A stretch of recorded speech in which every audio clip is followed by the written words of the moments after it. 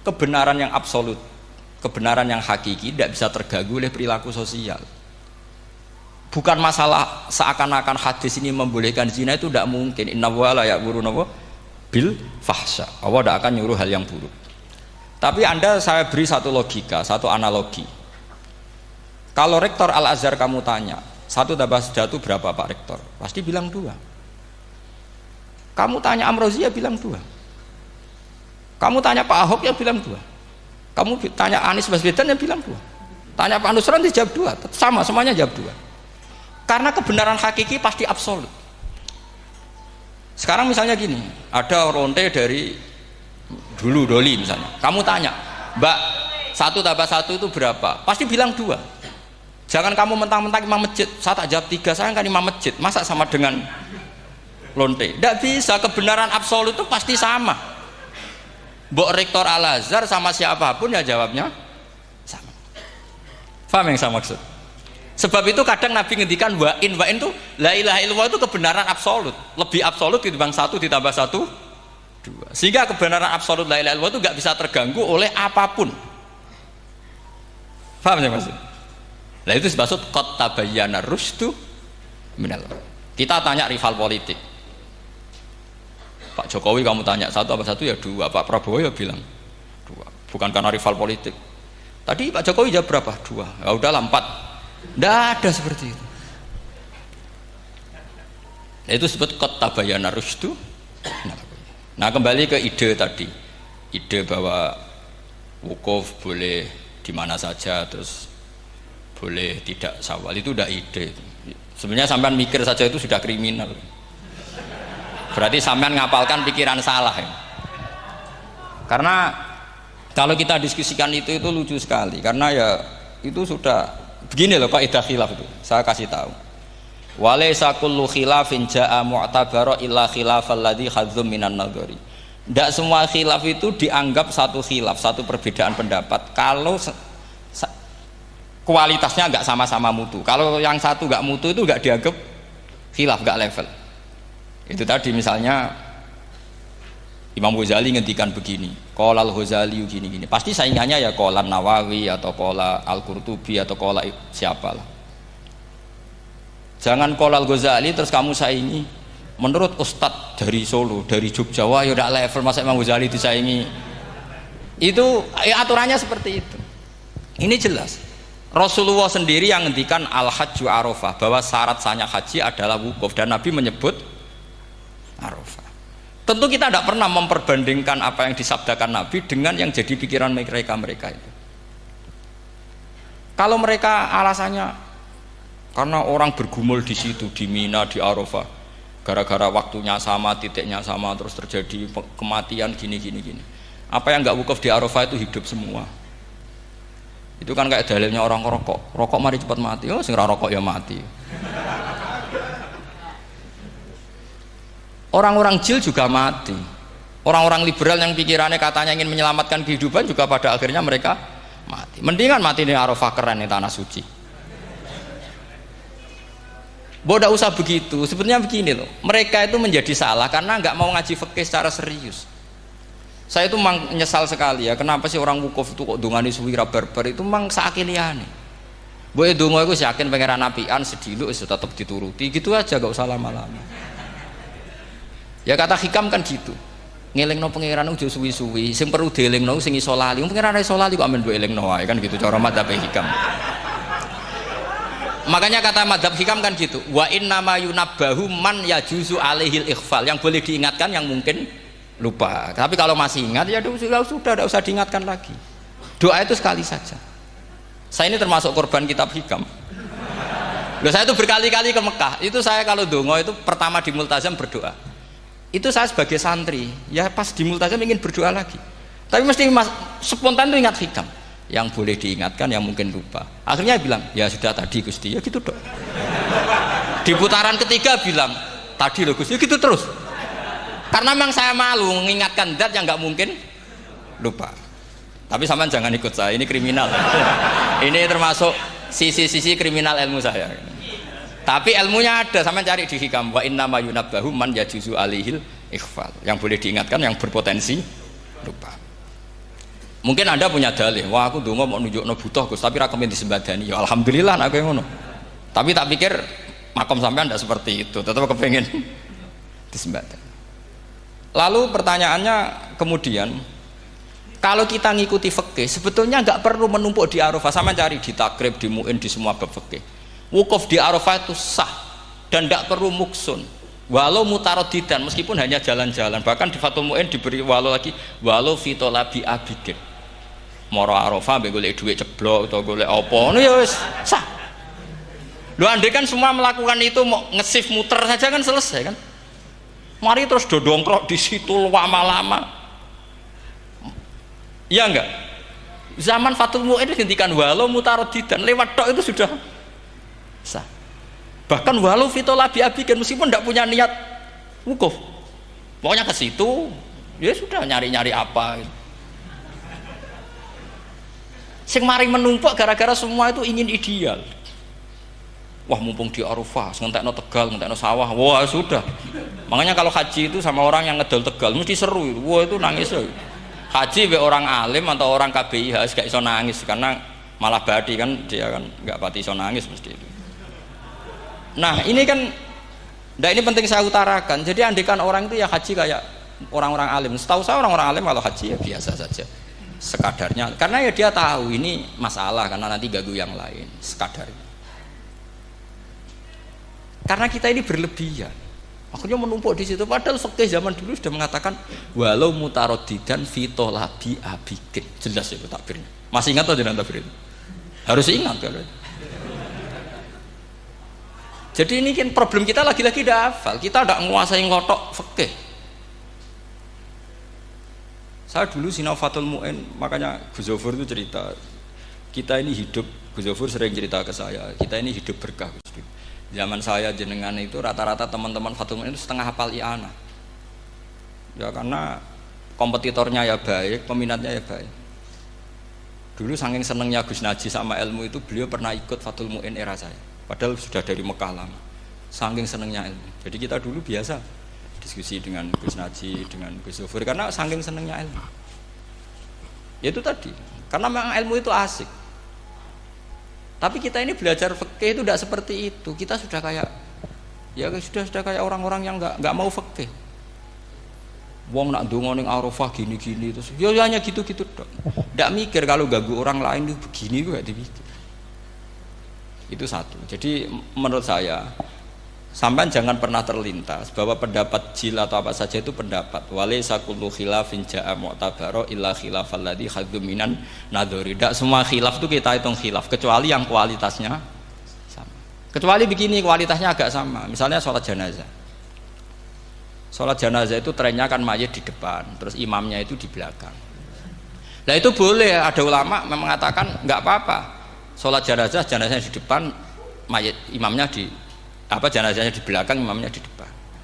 Meskipun itu tidak lazim, tapi masih masuk akal. Itu tadi fa'innal janazah laisat bimanzilatil imam. Piye jenazah ora imam wajib kok ngarep. Alasannya apa? Loh itu tidak orang liberal, itu kitab Mahalil. Kaul awal jenazah harus di depan, kaul sani tidak harus. Piye jenazah itu tidak imam. Coba alasannya di depan apa? Dia tidak imam. Kalau seperti itu masih khilaf karena sama-sama ulama. Dan khilaf ini dipraktekkan, tapi jangan di sini loh ya, ini jadi fitnah.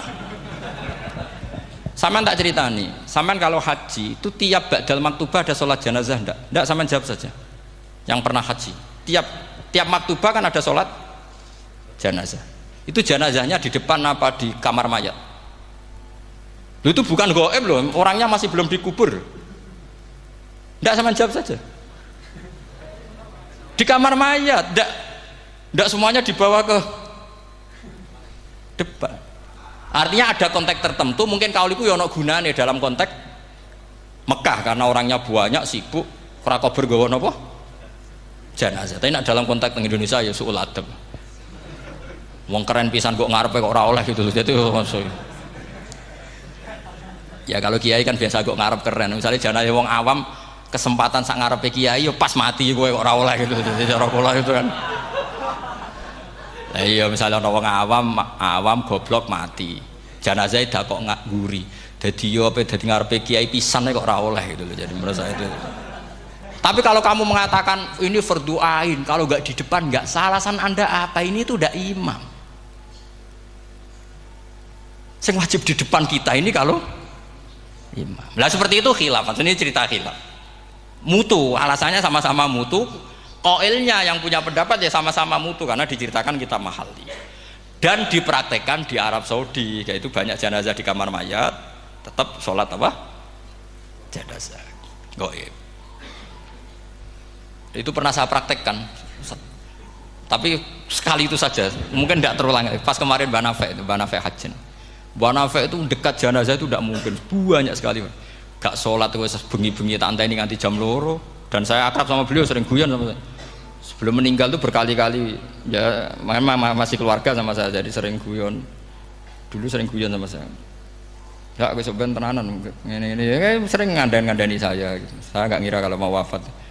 Akhirnya saya itu ke masjid sama anak saya namanya Hasan. Aku nyelati Banafe. Pak kok nggak di depannya? Ya sudah ini darurat. Karena nggak mungkin mendekat beliau. Jadi ya itu tadi buktinya sholat gaib. Sholat gaib juga misalnya orang Kediri boleh nggak nyolati orang yang mati di NTT yang lebih timur, boleh nggak? Boleh, padahal mayatnya di belakang karena memang nggak imam.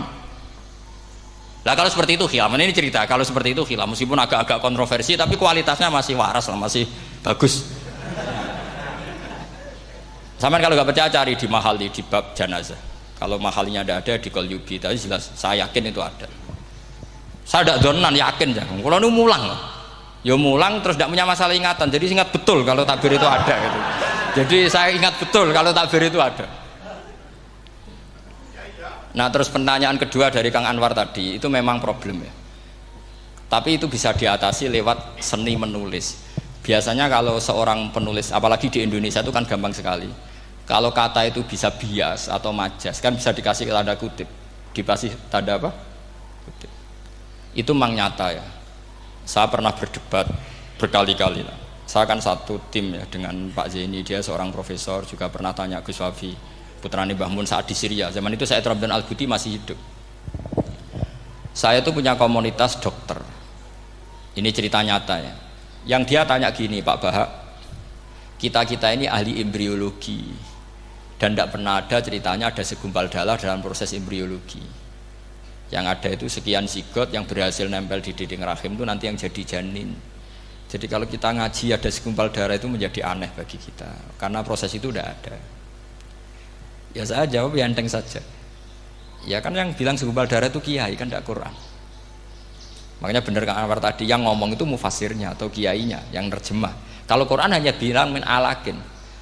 Iqra bismi rabbikal ladzi khalaq khalaqal insana min alaq. Alaq itu kan dari kata alaqa ya'liqu alaqon, sesuatu yang nempel itu namanya alaqah. Makanya di Alfiyah ada wa ulqatun hasilatun, ulqah itu sesuatu yang terkait atau yang menempel. Sehingga ya pokoknya kalau alaq itu artinya tidak harus segumpal darah, bisa sesuatu yang menempel. Sama cari di kamus, dicari sama dia kamus. Aliqa ya'liqu menempel. Oh, ya oke Pak Ba, enggak masalah. Nah, lalu kalau kita memaksakan itu bukti ilmiahnya Quran ya resiko juga, nanti ada penelitian yang berbeda. Makanya kita bisa memanfaatkan tanda kutip kalau lafadz itu majas atau kata itu majas, kalimat itu majas. Atau kita menganalisis secara balaghah min jinsi dzalikat dam. Misalnya begini, saya kalau sedang benci Anda, saya akan bilang kamu itu membawa WC. Wong tak melete gawa WC ngalor ngidul, karena di perut kita memang ada kotoran. Berarti kita ini WC yang melaku ngalor ngidul. Oke, itu saat kita benci manusia. Coba sampean lihat di kitab tasawuf. Faqih fatatakabbar wa anta kanafun minal aknam, itu kan disebut kamu kok sombong kowe iku WC mlaku. Tapi nanti kalau kamu ngaji di alam rohani, kamu disebut laqad khalaqnal insana fi ahsani taqwim. Artinya bisa saja alakin ini benar-benar maknanya segumpal darah. Tapi dalam konteks manusia, jenis kamu adalah jenis segumpal darah, bukan dalam proses embriologi mengalami segumpal darah. Kita masih bisa berkelit, asal kamu ilmunya banyak, hafalaman banyak, tetap bisa berkelit. Problemnya kadang kita tidak punya ilmu. Loh ya ini kisah nyata ya. Jadi kemarin entah tanggal berapa saya lupa, itu kan Kemenak datang ke Yai, ke Mbah Mun, ke Gus Zofur.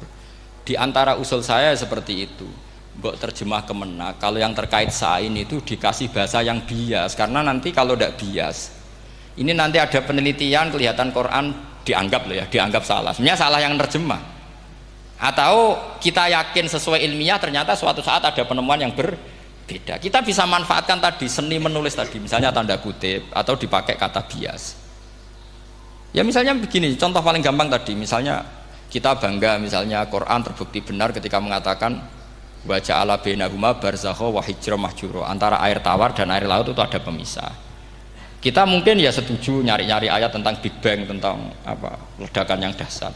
Tapi apapun itu teori itu bisa iya bisa tidak. Nah itu kita bisa manfaatkan tanda kutip.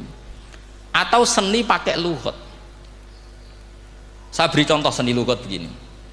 Keyakinan santri yang di sini, yang di kewagian sini, makhluk itu yang terkenal kan 3, manusia, jin, terus setan.